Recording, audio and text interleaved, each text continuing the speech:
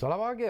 Kita bersama lagi dalam ruang bicara yang dibawakan kepada anda tentunya di Bernama TV. Satu lagi topik yang saya kira cukup penting dan menarik sebenarnya telah pun kita sediakan, dan kita akan sembang-sembang bersama dengan dua tetamu, seorang di studio dan seorang tetamu lagi melalui kemudahan Skype. Baik, tetamu yang berada bersama saya sudah pun bersiap sedia, tetapi topik yang kita pilih hari ini ialah bajet 2021 dalam situasi politik dan ekonomi semasa. Dan kita ingin mengucapkan terima kasih dan juga selamat datang semula kepada tetamu kita yang menemani saya di studio yang berbahagia, Tuan Syed Abdul Razak Al-Shaghof, seorang penganalisis politik yang sememangnya lah tak perlu diperkenalkan lagi. Jadi Tuan Syed, apa khabar? Khabar baik, terima kasih kerana menjemput. Lama juga kita tak bersama sebenarnya. Ya. Dan seorang lagi tetamu yang akan kita hubungi melalui kemudahan Skype, dia sudah pun bersiap sedia sekarang ini, iaitu yang berbahagia Puan Zabedah Giu, yang merupakan Ketua Jabatan Penasihat dan Penyelidik Exim Bank. Dan kepada anda yang sedang bersama kami ketika ini, mungkin anda juga ingin berkongsi pandangan dan juga pendapat atau bertanya apa saja berkaitan dengan isu ini. Jadi jangan lupa, dua talian seperti biasalah kami sediakan kepada anda di 03 2697 9767 dan juga 0326 979768. Baik, mungkin menarik. Ini kita bercakap tentang bajet 2021. Ini kita bercakap tentang ekonomi sebenarnya. Jadi barangkali menarik jugalah kalau kita dapatkan terlebih dahulu pandangan Puan Zabedah yang sudah pun berada di Skype ketika ini. Assalamualaikum Puan. Waalaikumsalam Cik Syarakawi. Jelas dengar suara saya Puan ya? Yes. Alhamdulillah. Baik. Kita bercakap tentang bajet 2021 dalam situasi politik dan ekonomi semasa. Dan kita tahu tentang senario politik semasa, kita tahu tentang senario ekonomi semasa, dan kita juga tahu tentang apa yang dilanda ataupun dialami oleh rakyat Malaysia sekarang ini. COVID-19 sebenarnya telah pun memberi impak yang cukup hebat kepada perkembangan terutama dalam sektor ekonomi negara. Jadi anticipation ataupun jangkaan Puan Zabedah sendirilah bila kita bercakap tentang bajet 2021 ini. Apa sebenarnya yang anda jangkakan prioriti yang akan diberikan dalam bajet 2021 ini, Puan? Okey, terima kasih Cik Syarakawi. Assalamualaikum. Waalaikumsalam. Dan salam sejahtera. Ya. Seperti yang diperkatakan sebentar tadi, kita dah sedia maklum keadaan ekonomi adalah sangat berada dalam keadaan yang very challenging. And pada masa yang sama juga isu-isu semasa berkenaan dengan pekerjaan, berkenaan dengan pendapatan, berkenaan dengan hutang isian rumah, dan juga kelestarian perniagaan itu sendiri menjadi isu yang hangat diperkatakan. Hala tuju bajet kali ini pada saya lebih kepada melihat untuk memulihkan ekonomi itu secara keseluruhan.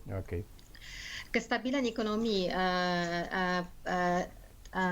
menjadi keutamaan pada semua pihak, di mana hala tuju pembangunan itu untuk ke arah kelestarian.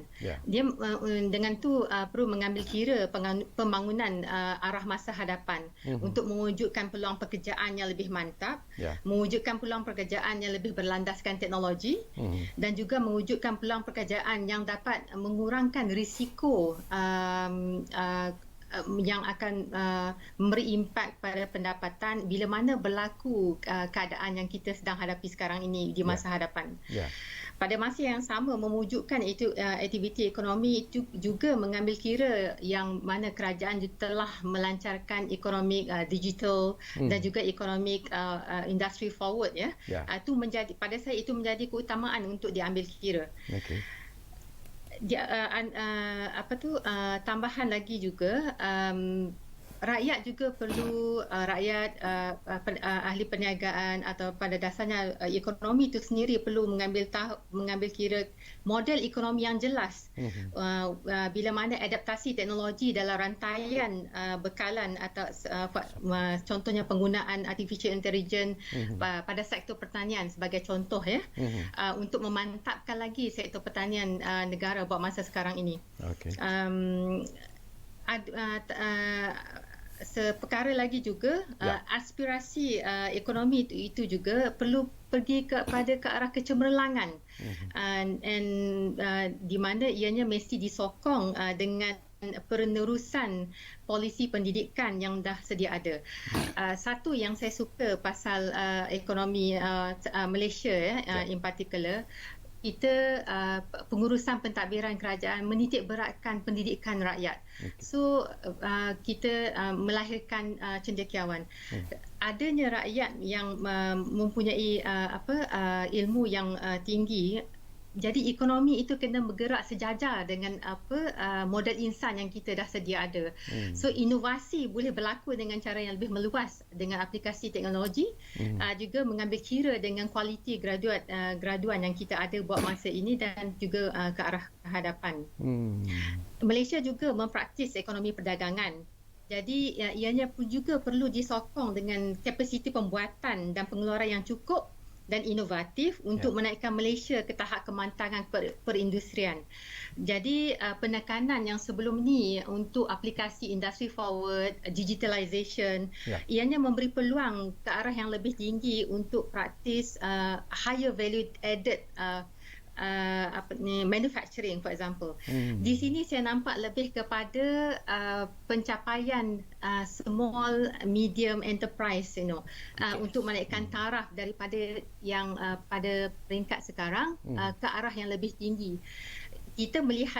Saya melihat ni penting sebab SME adalah lapisan perniagaan yang kita tengok untuk menjadi daripada local champion menjadi ke global champion.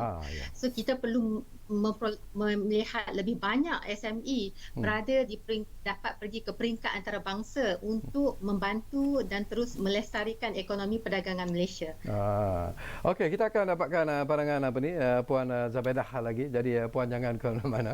Kita akan bersama anda sebentar saja lagi kerana saya juga nak dapatkan pandangan tetamu yang berada di studio ruang bicara ini menemani saya, iaitu Tuan Syed Abdul Razak Al-Saghof. Oh ya, sebelum saya lupa, anda juga sebenarnya boleh mengikuti kami secara live di FB dan juga di YouTube Bernama TV. Baik, Tuan Syed, ini pun menariklah. Kita pun dengar semintas lalu tadi bagaimana seorang pakar ekonomi telah pun memberi pandangan anticipation dan juga jangkaan beliau dalam pembentangan bajet yang akan insya-Allah dibentangkan pada 6 November nanti. Tetapi bila kita bercakap tentang senario politik semasa juga, apakah itu juga merupakan satu cabaran yang cukup hebat sebenarnya kepada kerajaan yang sedia ada sekarang ini dalam menyediakan bajet, tetapi yang lebih penting ialah untuk membentangkan bajet tersebut di Parlimen nanti ataupun di Dewan Rakyat. Assalamualaikum dan salam sejahtera.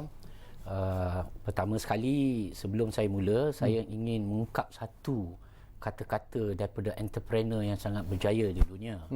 Jack Ma kata untuk tahun 2020 ni, jangan cerita pasal nak kaya, nak expand. You don't die, you're already good. Kerana COVID kan, Bapak? Tak mati pun dah bagus. Nombor 2, sebagai bisnes dan usahawan dalam ekonomi, rugi itu biasa, tapi jangan belly up sampai muflis. Pasal ini bukan tahun, bukan saja Malaysia, di semua. Jadi kita lihat semasa COVID mula-mula melanda, yang kita masuk ke total lockdown hampir 2-3 bulan, economic activity almost grinded to halt, berhenti kan? Betul. Ada yang boleh pergi kerja, yang essential services, hospital, doktor, policeman, pertahanan awam, bomber dan sebagainya, dan kena ada surat-surat tertentu dan pekerja-pekerja dihadkan untuk flatten the curve. Tapi sekarang bila berlaku second wave dan third wave, terutamanya lepas election, daripada Sabah dan daripada Filipino ke migran yang pergi, dan juga pekerja-pekerja di restoran mamak yang balik cuti India tak kuarantin, jadi keluarlah si Gangga kluster politician Sabah dan sebagainya, dan kita 691, 800 lebih, dan DG dah mengatakan jangan hairan kalau kita boleh touch 1,000 pun. Tapi yang penting dalam masa sampai Oktober 27, kalau kita boleh turunkan dengan mendadak, mungkin tak sambung. Tapi ada kemungkinan disambung, tetapi kerja-kerja harian untuk ekonomi tidak terhenti. Jadi dalam politik yang pun melanda yang macam-macam isu dan kerajaan kata di Asian Development Bank kata 5% kita negatif untuk 2020. Singapore negatif 6, ya. Tapi belum habis tahun, jadi mungkin 6 pun tak apa. Tetapi unjuran untuk tahun hadapan antara 5.5 hingga 8.5%. Tapi ada ekonomis yang mengatakan kita Malaysia akan target 7.5 sebab base dia dah turun dan saya rasa boleh dengan syarat COVID flatten the curve, semua orang kita jaga kita and stay at home, contoh. Lepas tu emphasis kepada bajet, pendapatan lebih kurang 205 bilion dan dia punya perbelanjaan hanya yang betul-betul tahu jumlah bila 6 hari bulan hari Jumaat 3 ke bila Menteri Kewangan Tengku Zafrul his maiden budget untuk RMK ke-12 boleh tahu. Tapi ada orang kata antara 245 bilion kurang lebih lah. Jadi dalam tu kita adalah 5.7 negatif. Jadi dalam masa keadaan yang susah, kita tak bagi tahu tentang balance budget. Masa dulu pentadbiran tiap-tiap tahun nak move daripada 4.5 nak 3 nak supaya satu hari nanti seimbang, ya. Okay. Tapi banyak negara di dunia dia tak pernah seimbang pun. Amerika patutnya dah bankrupt dia cetak tapi semua ada petrodollar dia okey. Jadi kat Malaysia bila when the going gets tough, the tough gets going.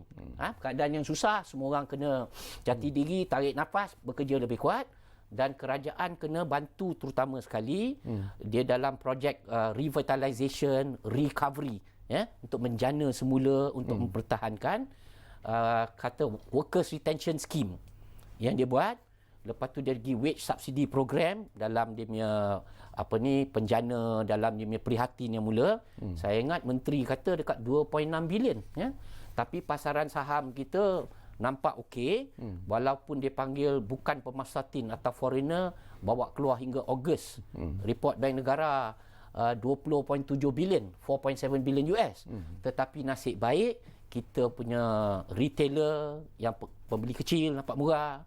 Lepas tu kita ada GLC dengan all the fund dan termasuk juga ada 2-3 industri yang melonjak, iaitu super normal profit. Syarikat semua jadi billion dollar company seperti Top Glove, Suremax, Care Plus, Comfort dan PPE manufacturer dan kontrak yang dapat potential vaksin, contohlah, ya. Jadi benda ni imbangkan balik, jadi stock market tak jatuh. Jadi kerajaan terpaksa belanja negatif 5.7%, biar 6-7 pun tak apa, sebab kita tahu dalam basic ekonomi bila kita ada kesusahan, kerajaan pinjam daripada internal funds ke, issue bond ke, kena belanja lebih dengan syarat duit itu sampai ke tempat yang disasarkan. Ketirisan minima. That means ada some leakages sebab inefficiency kah, salah bayar kat orang yang patut tak dapat, contoh sikit boleh jadi. Tetapi monitoring kena bagus dan disbursement dengan rate tape kena turun kerana kita kena sokong nombor satu SME. SME ada 280 members dengan Datuk Michael kat Subang Jaya tu. They are actually sebenarnya employer yang paling besar. Puan Zabedah pun menyebut tentang isu itu sebenarnya. Kita tak kira kalau orang tu Tokek Cina ke bukan Melayu ke, kita tak kira. Tetapi pekerja-pekerja yang 60 lebih % rakyat adalah bumi putera, mereka dapat kerja at least. Dan banyak syarikat yang macam tourism, hotel, kapal terbang habis. Mas sampai tak boleh diselamatkan, mungkin nak guna bukan Maswing, boleh guna satu lagi syarikat yang dia ada subsidiary yang owned by MAG, tetapi lain semua habis. Firefly. Tony Fernandez pun sakit, semua orang sakit. Retrenchment 10% merata, foreign overseas airline sampai gulung tikar tu biasa. But untuk industri-industri SME, especially ni kata menteri dalam gig economy, syarikat macam Lazada, Shopee, Droppy, Fashion Valley ke, dia orang tengah rekrut orang sebab dia okey. Sebab dalam norma baru, dia mengajar orang kata kena beli semua online supaya less contact. Lepas tu orang dulu syarikat sampai 10 tingkat. Lain kali kalau dia buka mungkin dia ambil 3 tingkat untuk fizikal. Lain tu dia shared working space, the rest work from home. Jadi dia ada plus juga. Tetapi main importance, dia kena ada safety net untuk membantu the vulnerable groups. Puak-puak yang kais pagi makan pagi, kata orang OKU, orang yang hilang dibuang kerja, orang yang ibu tunggal, lepas tu orang yang B40, M40 contohnya. Jadi grup-grup ni dan juga SME as the biggest employer mesti sokong habis-habis. Sebab duit kerajaan jangan risau. Belanja janji sampai, bila tahun-tahun mendatang, bila cycle produk minyak naik 70, 80 sampai 41 ke, gas kita lebih jumpa ke, ataupun kelapa sawit tahun depan jadi 3,000 lebih, dan saya cadangkan menteri buat yang patut. Percentage saya bukan expert, mungkin 1% ke 2% ke windfall tax kepada syarikat-syarikat yang jual glove ni, yang semua buat duit yang berbilion-bilion ni, kena paksa dia bagi kepada staff yang berbelah ribu ni bonus yang special, dan kena bantu community setempat dan negeri-negeri di operasi, membantu orang yang susah secara jawabun polisi kita telefon minta. Kalau tak nak, cukai mereka. Tapi tak boleh cukai lebih sebab nanti takut syarikat lain lagi, negeri lain. Okey, kita nak sambung lagi Tuan Said. Tuan Said belum lagi menjawab persoalan saya, apakah itu mukadimah saja. Isu ikut mukadimah pun panjang tu Tuan Said. Okey, saya tak dapat dengan Puan Zabedah semulalah yang ada di Skype kita sekarang ini. Kita tahu Puan apa yang disebut oleh Tuan Said itu mungkin banyak juga disentuh tadi oleh Puan Zabedah sendiri. Tetapi kita tahu bahawa apabila negara dilanda oleh COVID-19, kerajaan melaksanakan pelbagai pakej ekonomi sebenarnya. Kita ada bencana, kita ada prihatin dan sebagainya. Ada juga yang sekarang ini mempersoalkan apakah kemampuan keuangan negara itu membolehkan kita membentangkan satu bajet yang mungkin bersesuaian sekiranya COVID-19 masih lagi berterusan dan sebagainya. Pandangan Puan. Okey. Okey.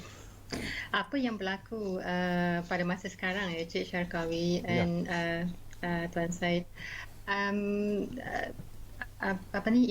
keadaan yang tidak pernah berlaku sebelum ni pada negara kita maupun negara luar. Jadi apa yang penting sekarang bila keadaan yang berlaku ni menyebabkan rakyat menjadi susah, kehilangan pekerjaan. Kesediaan kerajaan dalam masa terdekat adalah untuk membantu rakyat keluar daripada kesempitan yang amat dahsyat. Jadi kalau kita ambil kira keadaan kehidupan rakyat Malaysia sendiri, kalau kita tengok hutang isian rumah, kalau saya boleh bawa bahagian ini kalau kita tengok hutang isian rumah rakyat Malaysia lebih daripada 85% ke GDP. Jadi kita daripada situ kita boleh agak berpanan hutang yang telah sedia ada adalah akan menjadi lebih meruncing bila mana kehilangan pekerjaan berlaku pada masa yang sama. Itu satu. Dia yang lain, the other one is kepada mungkin bila company nak syarikat-syarikat nak meneruskan operasi dalam keadaan yang sangat mencabar ni, penjagaan kos adalah sangat penting. Jadi mungkin berlaku pemotongan gaji kalaupun tidak hilang pekerjaan secara terus So itu juga memberi kesan kepada pendapatan rakyat untuk meneruskan kehidupan tu. So daripada keadaan tu juga diambil kira secara keseluruhan ianya memberi kesan yang besar kepada perbelanjaan pembelian dalaman. Means sebab kalau kita tengok Malaysia ekonomi ni, kemantapan ekonomi itu disokong satu kuasa perbelanjaan swasta, yang satu lagi aliran masuk pelaburan asing. Ini adalah dua bahagian yang represent bahagian yang besar kepada pertumbuhan ekonomi Malaysia. Jadi dalam masa terdekat cara yang dapat kerajaan bantu adalah memberi insentif memberi fiscal stimulus. Kita juga sedar bila mana kita tengok keadaan kewangan negara memang telah berada dalam daripada segi perbelanjaan kita juga telah berada dalam keadaan defisit dan pada masa yang sama hutang kerajaan also dalam keadaan hutang negara adalah dalam keadaan 52% begitu. Tapi melihat dalam keadaan yang sangat mencabar disebabkan berlakunya penularan wabak COVID ni, mana aktiviti ekonomi itu terhenti. Jadi cara yang dapat dilakukan adalah mengurangkan kesengsaraan ekonomi dan kesengsaraan kehidupan rakyat pada masa yang sama.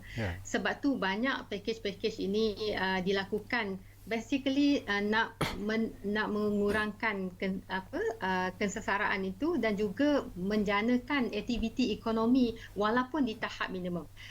Macam Tuan Syed cakap tadi, kalau tak mati tu dah kira bagus, tapi seterusnya kena berusaha untuk meneruskan kehidupan tu. Kalau kita tengok daripada keadaan keuangan seterusnya, memang pada agakkan kita melihat defisit perbelanjaan tu akan menjadi lebih besar, akan naik mungkin dalam lebih kurang 5 ke 6% begitu. And then dan akan pertambahan hutang negara dalam masa yang terdekat. Tapi pada saya apa yang penting yang patut berlaku seterusnya adalah untuk melihat pembelian tu berlaku dengan lebih rancak. Okey, kita sambung lagi Puan. Kita akan berehat dulu buat seketika saja, tapi sebelum kita berehat, kita ambil satu panggilan yang sudah pun ada di talian kita sekarang ini. Bahar dari Kuala Lumpur sudah pun ada di talian kami sekarang ini. Assalamualaikum Bahar. Waalaikumsalam Sarkawi. Lama tak dengar suara. Iyalah, itulah saya pun tak tahulah bernama ni, bila saya nak telefon susah sangat dapat line ni.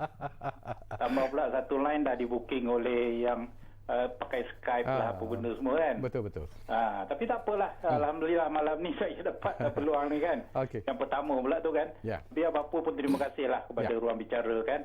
Dan juga Sarkawi saya nampak sihat walaupun nampak macam cengkung sikit. Mungkin agaknya COVID ni kurang makan kan. Apa khabar Tuan Syed? Khabar baik, alhamdulillah. Ini orang lama ni. Kira betul pakar betul ni. Saya nampak dengan wajah baru, penampilan baru. Betul. Alhamdulillah. Okey, Sarkawi, saya memangnya terngiang-ngiang dekat dalam fikiran saya bila ada isu berkenaan dengan tu, ada pernah 2-3 hari lepas kan, saya tak dapat call tu berkenaan dengan survival politik dengan survival rakyat tu. Jadi survival rakyat ni dalam bajet ni macam mana ni, saya nak tanya dengan pakar politik ni kan. Macam kalau okeylah, bajet ni akan dibentangkan oleh Menteri Kewangan. Tapi sekarang semua dah tahu keadaan politik sekarang ni kan. Dan tambahan pula hari ni di media mengatakan dah ada 11 usul undi tak percaya kepada PM ni.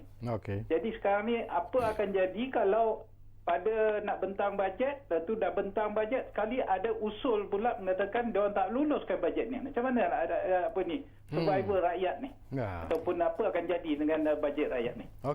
Yang keduanya Sarkawi berkenaan dengan dengan mungkin Puan boleh dengar tadi, Puan pakar ekonomi ni kan. Dia berkenaan dengan bajet ni, kita dah lah hutang banyak dengan keadaan COVID ni, niaga apa semua pun dah kurang ya. Jadi nak sustain perbelanjaan negara dengan rakyat ni, mana nak dapat duit ni? Mana nak cekau duit ni? Adakah kita nak kena korek pada domestik punya ni ke, ataupun nak keluar negara lagi ke, dengan keadaan macam-macam dah sekarang ni Sarkawi. Itu je saya saya minta Tuan Syed jawab dengan ikhlas lah. Dengan tu ya. Itu saja. Kita kalau pusing pun tak guna juga. Tapi sekarang ni yang kita penting ni survival rakyat ni. Itu saja Sarkawi. Baik. Terima kasih banyak-banyak Bahar dari Kuala Lumpur. Menarik sebenarnya apa yang anda bangkitkan. InsyaAllah kita akan dapatkan respon dan juga jawapan. Ada juga pandangan daripada kedua-dua tetamu saya, seorang di studio dan seorang lagi yang berada di Skype ketika ini. Baik, kita lihat dulu, kembali semula sebentar lagi bersama kami Ruang Bicara Bernama TV.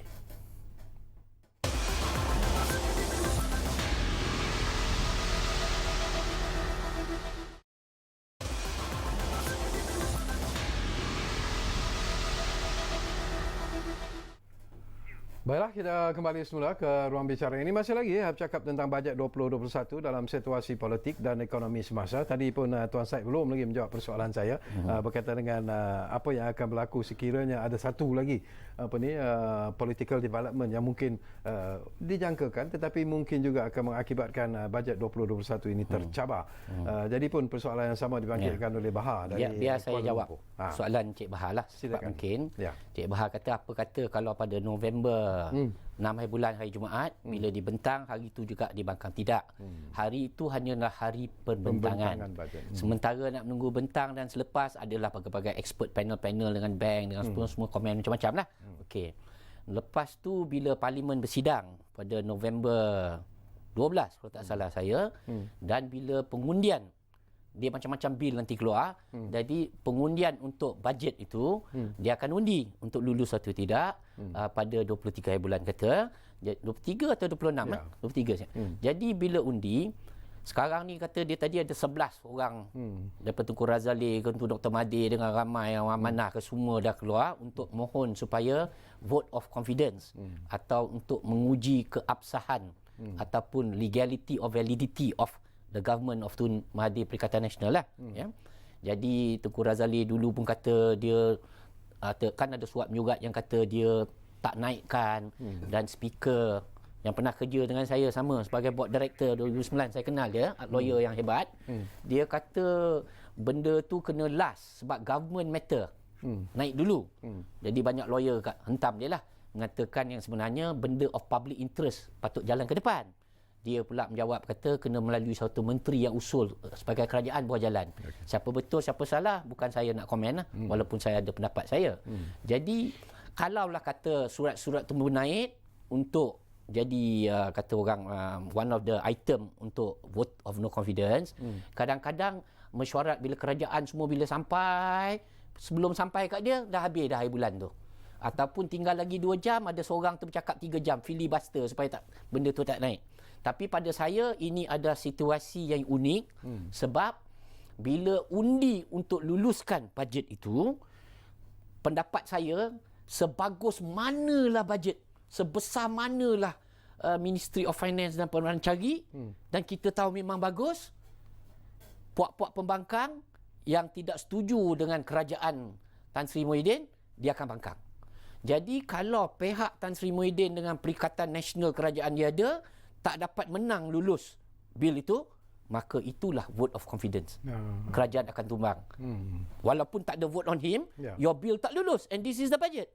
Tapi orang pula kata, oh bajet tu sangat bagus. Macam mana dia buat? Tidak. Kalaulah kata ada tumbang dan sama ada Tan Sri Muhyiddin menasihatkan Agong untuk bubar, dan saya rasa Agong pun tidak akan bubar dalam COVID ni. Jadi dia akan pilih mana-mana wakil rakyat ataupun member parlimen yang boleh command the majority.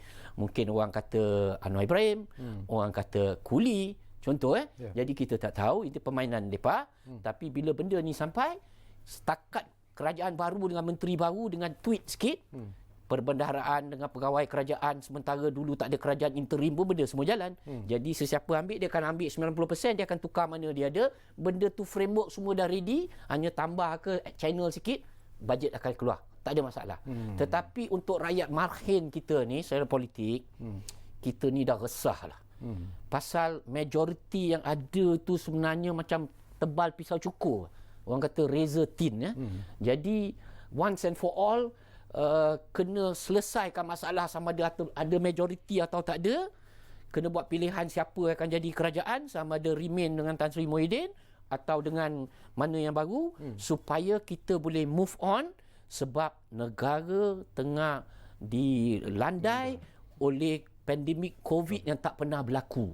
Dia bukan Malaysia saja, seluruh dunia. Tetapi mana negara yang ada jati diri, yang ada kata orang tu when the going gets tough, the tough gets going, jangan ada sifat kuat mengalah dan sebagainya, dan kita semua unite, dan kita mau lihat politician yang ada di parlimen tu buat kerja yang baik-baik. Menteri-menteri siapa pun baru atau yang dulu atau yang akan datang ni atau yang baru saya tak tahu, buat kerja dengan baik supaya kita buat usaha-usaha yang rakyat boleh kagum.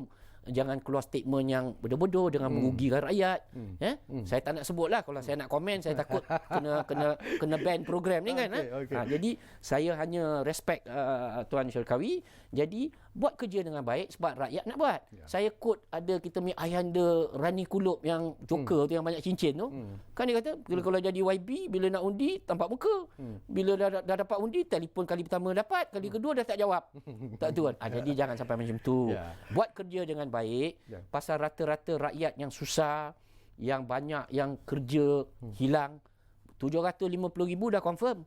Mungkin dalam lagi 2-3 bulan kalau third wave ni tak stop dan makin lama makin teruk, ada temporary MCO, restricted MCO, conditional MCO, kita by area kan. Total lockdown mungkin tak boleh.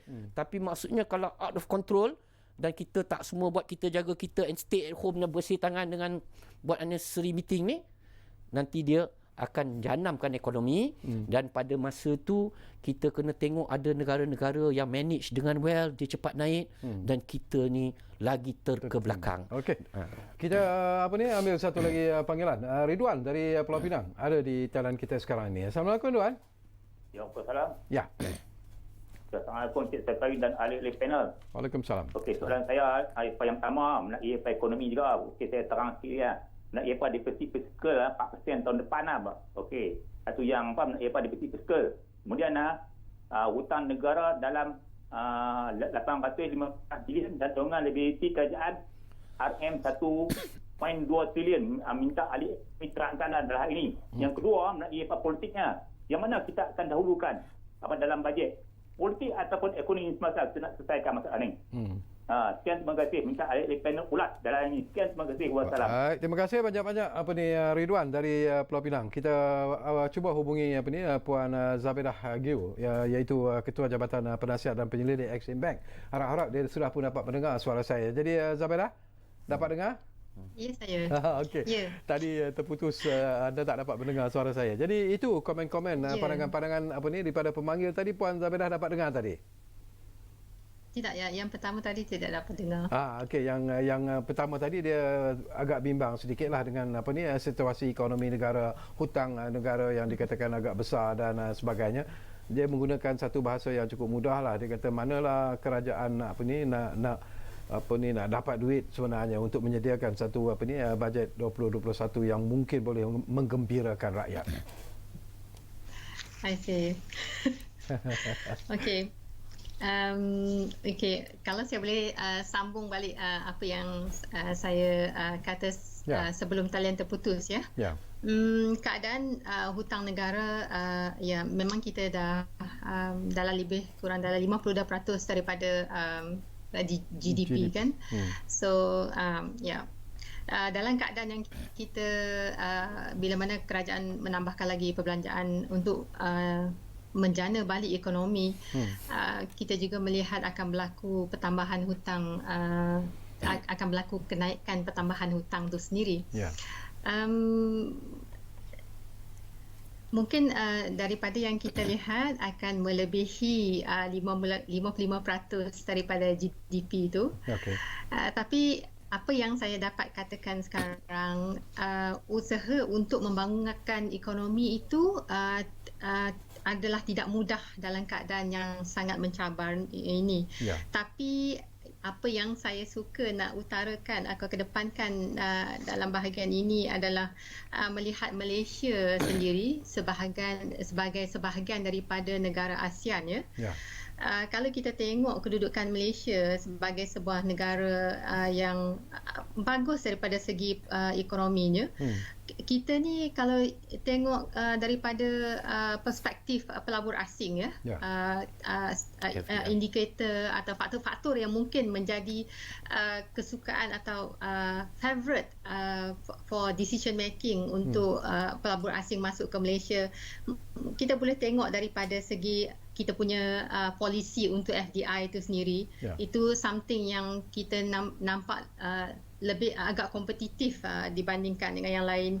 Kemudian kita punya regulation atau undang-undang forex, foreign exchange, and then kita punya kesediaan teknologi dalam negara.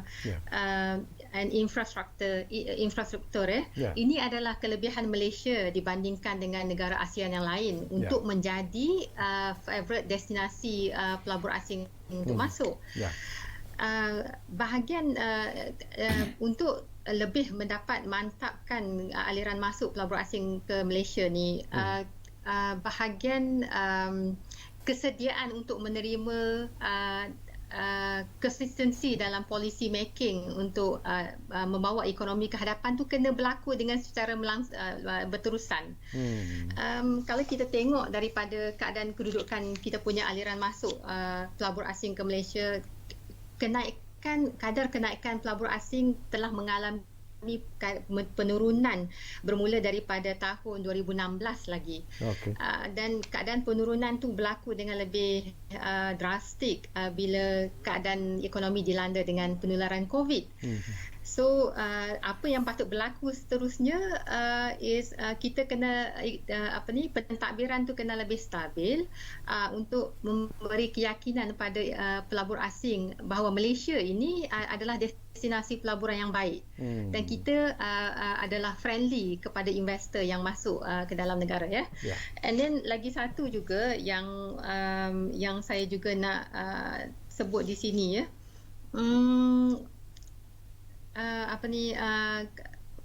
pembangunan keterusan merancangkan aktiviti ekonomi itu kena berlaku yang dapat membabitkan industri kecilan yang seperti yang Tuan Syed ada cakap tadi, employer yang besar menjadi employer yang besar kepada ramai ni. Jadi kita kena memperkasakan juga SME ni untuk terus menaikkan kedudukan dalam value supply chain yang boleh berlaku dalam ekonomi Malaysia. So dengan cara macam ni, peningkatan peluang pekerjaan tu boleh berlaku dan ia dapat memperkasakan kuasa belian domestik. Dengan cara ni dapat merancangkan aktiviti ekonomi tu, kemasukan pelabur asing, pertambahan kapasiti kuasa pembelian adalah dua formula yang baik untuk Malaysia menangani kelembapan ekonomi dalam negeri. Dan pada masa yang sama, kita juga melihat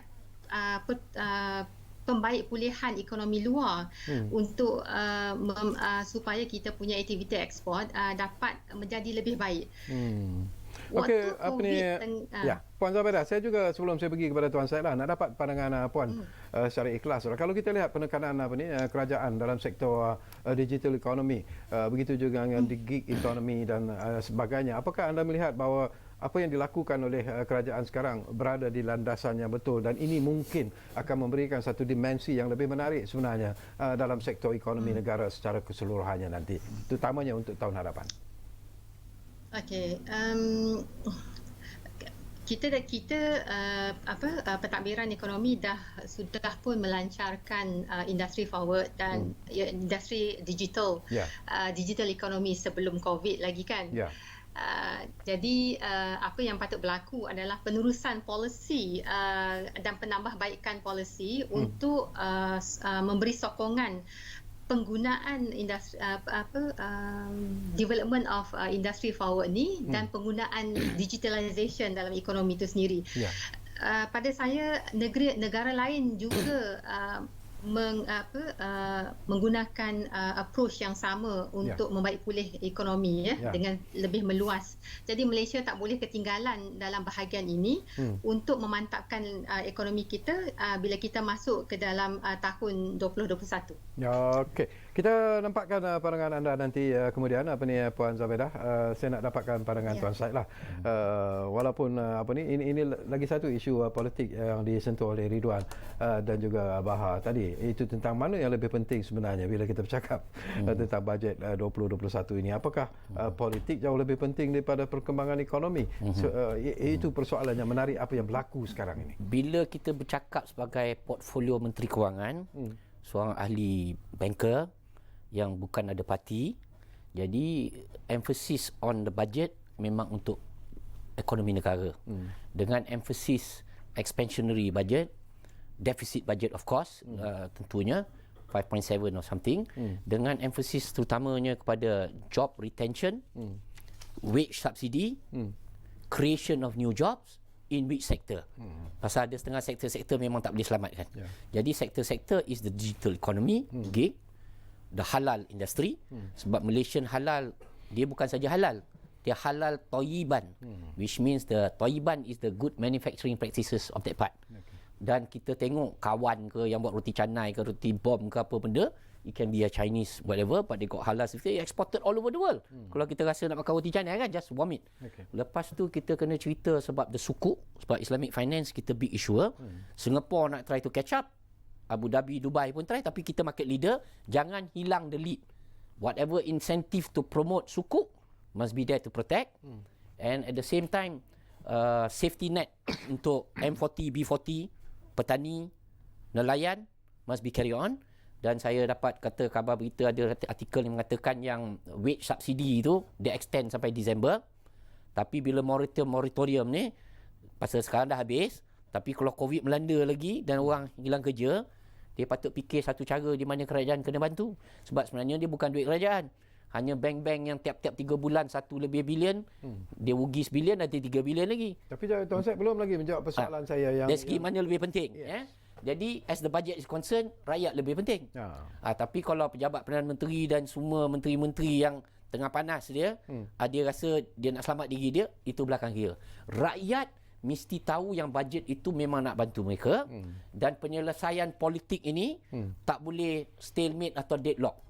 Dia mesti ada seorang yang ahead. Biarlah siapa dapat lebih sokongan, once and for all kata saya lebih, saya boleh kukuh sampai PRU 15 contohnya. Tapi kalau tidak, kita sebagai rakyat biasa, kita nak supaya politician buat kerja dan selesaikan masalah ni yang buat kita, pasal investor confidence FDI. Tengku Zafrul kata kita dapat 726 projek bernilai 36 bilion, tapi yang duit FDI ni semua orang nak. Tapi kita pun seperti Puan Zabidah kata, kita dah menurun. Jadi kita kena maintain polisi, pejabat MITI, MAIDA, Matret kena buat kerja dalam new norma, tetapi ekonomi lebih penting daripada political survival mereka. Tetapi bila kita asyik baca surat khabar hari-hari, nampak macam isu lebih kepada siapa jadi Perdana Menteri, mungkin orang kata gila kuasa lah, dia ni nak selamat lah. Jadi pada saya, selesaikanlah once and for all. Rakyat dah fed up. Jadi kita takut kalau rakyat satu hari kalau dah fed up, dia tak berkuasa kan. Dia cakap banyak mana pun sampai lembu sendiri boleh balik ke kandang, tu lain cerita. Tapi nanti satu hari, time dia boleh undi, dia tanya you balik kau-kau, takut kita kata bahasa kita buat joke ni tergolek dog pula nanti kita kan. So kita hanya bagi tahu rakyat, pentingkanlah kepada rakyat yang kesejahteraan dalam yang orang hilang kerja silap 1 juta ni, job creation, job sustenance, recovery, retention, betul tak? Extension of some moratorium help, then on per case basis kan, dia boleh case basis sebab dia kena. Ada orang potong gaji 10%, 30%, ada hilang kerja. Jadi kena bantu all out, sebab kalau tak ada rakyat, tak ada kerajaan. Okey, kita rehat buat kali terakhir dan kembali nanti. Tak banyak lagi masa yang tinggal, tapi mungkin ada lagi persoalan-persoalan yang sempat saya kongsikan bersama dengan dua tetamu kita, iaitu Puan Zabidah Giu dan juga yang berada di studio bersama saya, Tuan Syed Abdul Razak Al-Saqaf. Kita rehat buat kali terakhir.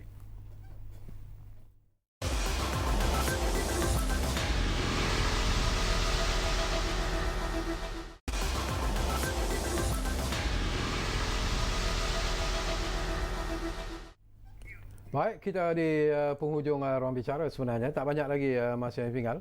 Kembali semula kepada Puan Zabidah Giu, iaitu Ketua Jabatan Penasihat dan Penyelidik Exim Bank di kemudahan Skype sekarang ini. Barangkali Puan Zabidah, kita dah hampir-hampir di penghujung sebenarnya lah. Harapan dan juga apa yang Puan ingin sentuh lagi bila kita bercakap tentang bajet 2021 ini secara keseluruhannya, Puan. Silakan. Okey, terima kasih Cik Syarkawi. Ya. Okey,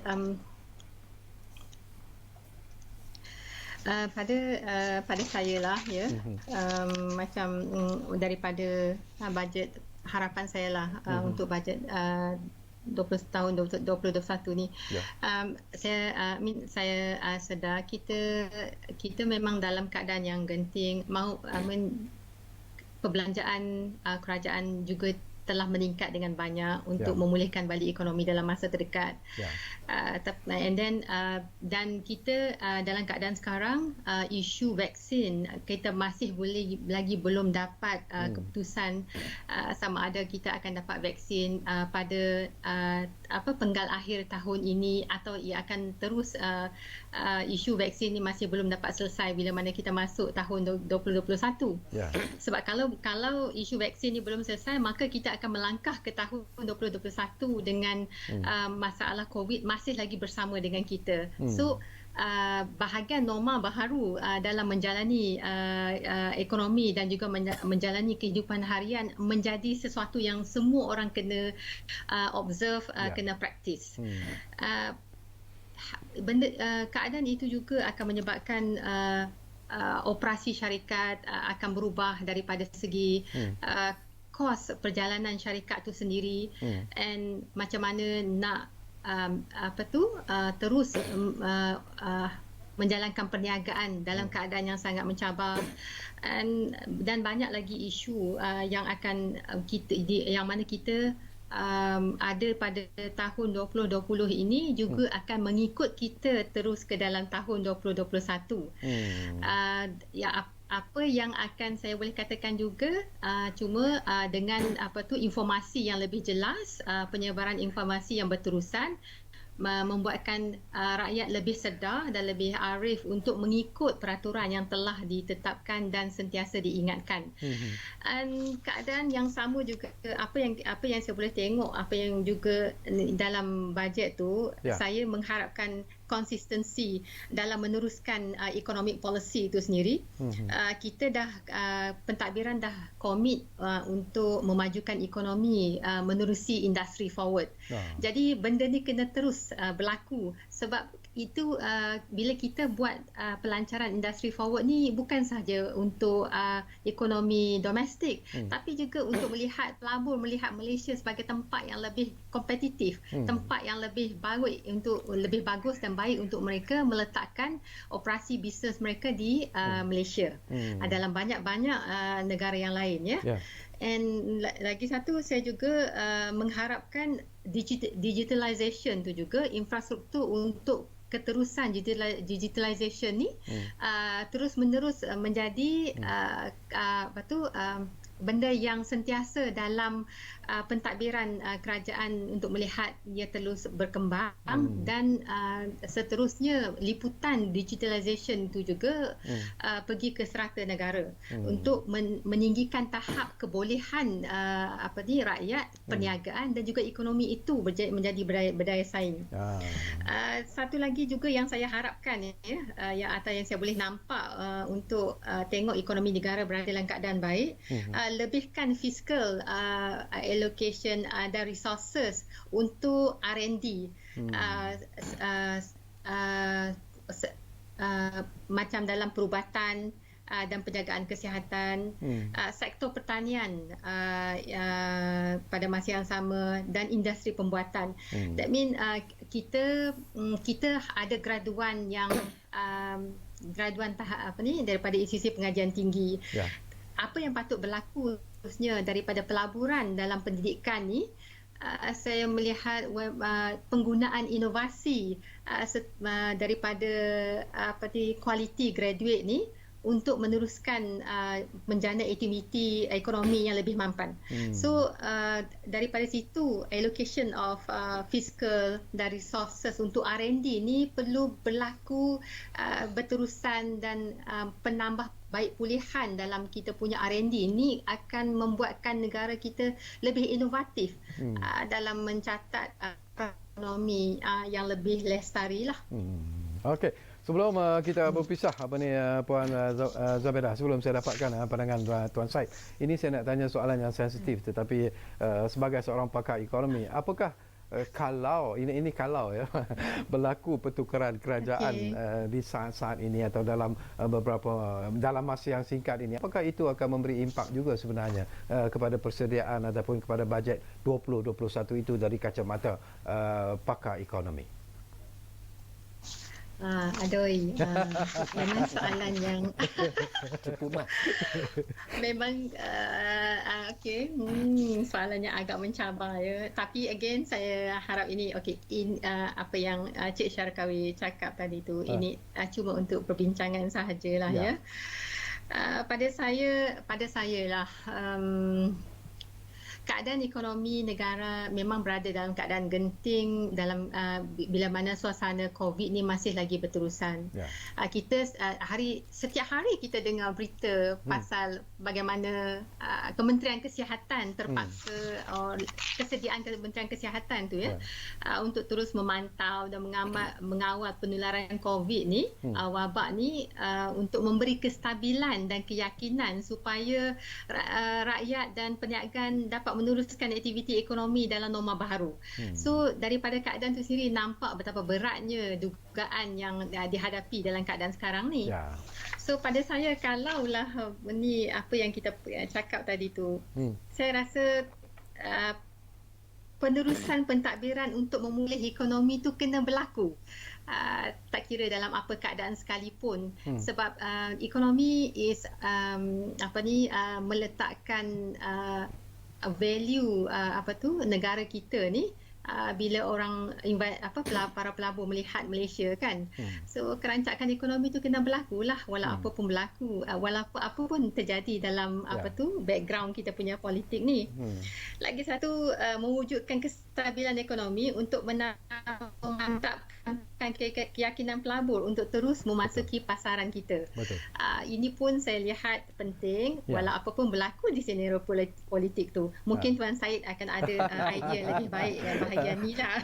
Okey, saya tahu apa dia Puan Zabidah mengambil jalan keluar yang mudah. Apa pun terima kasih banyak-banyak Puan Zabidah kerana sudi berkongsi pandangan dan juga pendapat bersama dengan saya. Jadi di penghujung ni Tuan Syed yalah tinggal 2 minit 3 minit saja lagi. Dalam 2 minit lah sebelum masuk pada harapan Tuan Syed sini. Saya harap nombor satu politician memainkan peranan yang penting untuk mendahului kehendak rakyat dahulu, dan kemelut politik ni kena selesaikan secepat mungkin melalui kata undi kepercayaan atau tidak percaya di parlimen, dan biarlah mereka menentukan. Tapi saya ingin menasihatkan, saya ingin mendesak, saya ingin semua audience satu Malaysia kalau video ni boleh replay to sit up and listen. Biar kasar sikit, kalau mengantuk dibuai bangun celik mata supaya perkara ni dalam pilihan raya akan datang dalam 1-2 pilihan raya lagi, tidak akan berlaku selagi di bumi bertuah kita. Semua ahli parti diminta setia kepada parti, tapi biar ada syarat. Saya akan setia kepada parti saya kalau parti saya bubuh orang yang amanah, orang tak ada lembam otak, orang mesra rakyat dan orang yang boleh kerja. Tetapi kalau amanah tak ada, walaupun Islamic value, universal value, biar apa parti apa bangsa pun jangan terima. Jadi parti tu sendiri kena tahu kalau kita bubuh orang tak baik, kita akan kalah. Jadi kalau semua orang buat begitu, kita akan dapat member-member parlimen yang berkualiti seperti di UK House of Commons ataupun Dewan Mulia August House instead of a zoo yang kita nampak sekarang. Benda yang kecewa kat rakyat, yang keluar idea-idea yang tak masuk akal. I cannot brain the idea, dia katakan, buat joke kan. Jadi kita kena ada orang baik-baik dan kena ramai orang baik-baik masuk politik. Orang kata politik is a mafia. Tapi orang kata kalau orang baik-baik tak masuk, betul lah jadi mafia. Jadi kita nak bangunkan satu politik Malaysia seperti acuan Erdogan. The Ottoman Empire yang beribu tahun boleh kontrol dengan adil. Sebelum corruption dengan semua masuk sampai dia hancur. Dia punya ketamadun dan dia punya Ottoman Empire lah. Jadi kita kena cita-cita, tapi betul dunia adalah dunia berpijak, dunia yang nyata. Tetapi standard adalah yang tinggi. Walaupun kita tahu it is not utopia. Tetapi kita standard tinggi, kita cubalah. 60%, 70%. Lepas tu semua orang pekerja kena sokong anti-corruption. Macam kawan saya Tuan Samad. Samad Kasar, bahagian Direktur Bawah Pencen. Rasuah adalah tiang anai-anai yang merosakkan tiang-tiang negara. Kalau kita semua main peranan, cari politician yang bagus, yang tak bagus kena berhenti, maka selamatlah negara Malaysia moving forward untuk generasi yang akan datang. Baik, terima kasih banyak-banyak kepada Tuan Syed Abdul Razak Alsagoh. Bukan mudah kalau kita bawa Tuan Syed berada di studio nak memotong ataupun memutuskan hujah yang dilontarkan itu memerlukan satu kekuatan yang luar biasa sebenarnya. Terima kasih Tuan Syed, kita akan bersama lagi. Dan tentunya setinggi-tinggi terima kasih kepada Puan Zabedah Giu, iaitu Ketua Jabatan Penasihat dan Penyelidik Exim Bank yang juga turut bersama kita melalui kemudahan sekarang. Terima kasih kepada anda semua yang menumpukan perhatian bersama kami di Ruang Bicara ini. InsyaAllah Ruang Bicara akan terus bersama anda dari masa ke semasa. Kita jumpa lagi.